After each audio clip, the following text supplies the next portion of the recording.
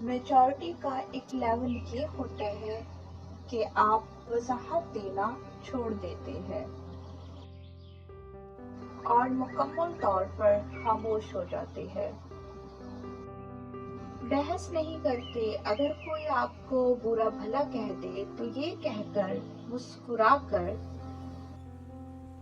آگے بڑھ جاتے ہیں کہ یس آئی ایم۔ اس کا مطلب یہ نہیں ہوتا کہ آپ سچ میں ویسے ہیں،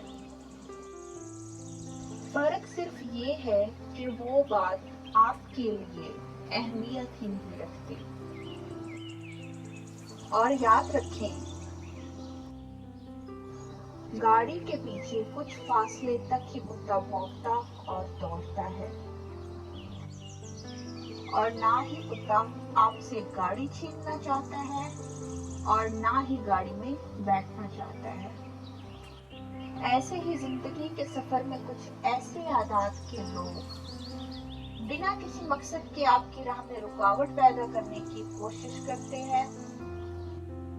اسی لیے جب آپ اپنی منزل پر رواں دواں ہو اور لوگ آپ کی راہ میں رکاوٹیں ڈالنے کی کوشش کریں تو ان سے الجھنے کی بجائے اپنی منزل کی طرف متوجہ رہیں، اور ہمیشہ یاد رکھیں کہ آپ کو تلخ نہیں ہونا،